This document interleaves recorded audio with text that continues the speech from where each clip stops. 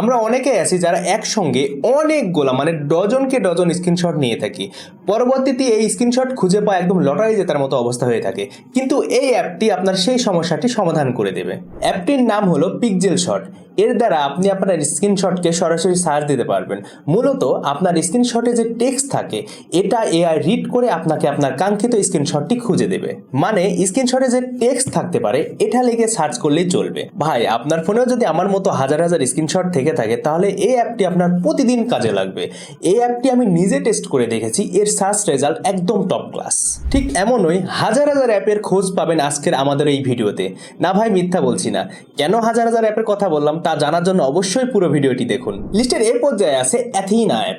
এটা এমন এক অ্যাপ যা আপনার ফোনের অতিরিক্ত অ্যাড বা পপ আপকে বলবে গুড বাই ভাইজান। এটা চালু করাও একদম সোজা, শুধু কিছু টগল সুইচ অন করে দিলেই চলে। এরপর কোনো অ্যাপে ঢুকলে আপনার ফোনে অতিরিক্ত কোনো অ্যাড বা পপ আপ আর বিরক্ত করবে না। এই অ্যাপ দিয়ে আপনি চাইলে আলাদা আলাদা অ্যাপের ইন্টারনেট কন্ট্রোল অ্যাক্সেস করতে পারবেন। মানে যদি চান শুধু সিমে চালাবেন, নাকি শুধু ওয়াইফাই চালাবেন, অথবা দুইটাই বন্ধ রাখবেন, সবাই কন্ট্রোল করতে পারবেন খুবই সহজে। এরপরে অ্যাপটি হচ্ছে স্ক্রিনশট ব্লার এডিশন। ধরেন আপনার ব্যাংক স্টেটমেন্টের একটা স্ক্রিনশট নেবেন বা সোশ্যাল মিডিয়া SMS এর একটা স্ক্রিনশট নেবেন।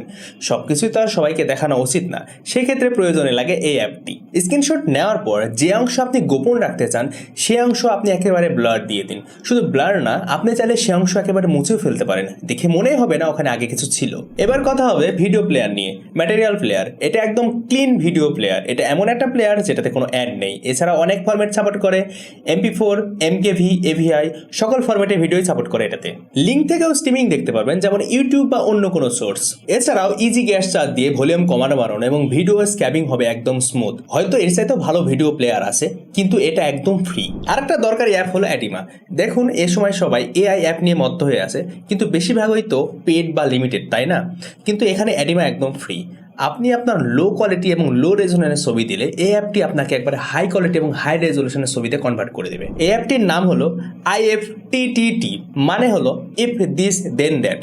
নামটা শুনে ম্যাথের ফর্মুলা মনে হতে পারে, কিন্তু এটা আপনার ফোনের জন্য একটা অটোমেশন জাদুকর।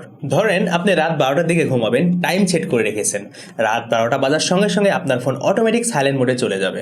এছাড়াও সোশ্যাল মিডিয়ায় পোস্ট এবং কাউকে মেসেজ করা, এগুলো সবগুলোই অটোমেশন করা যায় এই অ্যাপের মাধ্যমে।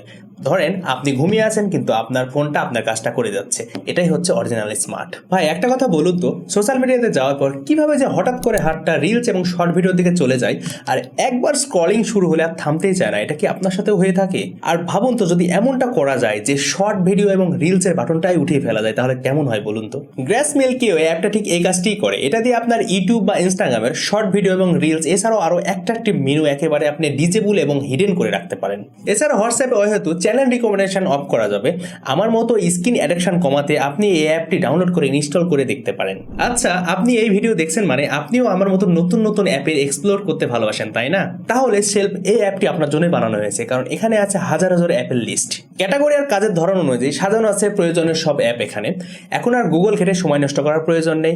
আপনি আপনার জন্য তৈরি করা অ্যাপটিতে পেয়ে যাবেন আপনার জানা অজানা সবকিছু। তো ভাই, দিলাম তো হাজার অ্যাপের সন্ধান। আজকের ভিডিও তাহলে এতটুকুই।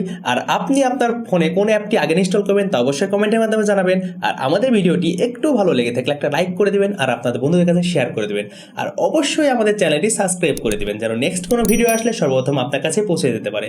তো দেখা হবে নেক্সট কোনো ভিডিওতে। সে পর্যন্ত ভালো থাকবেন। আল্লাহ হাফেজ।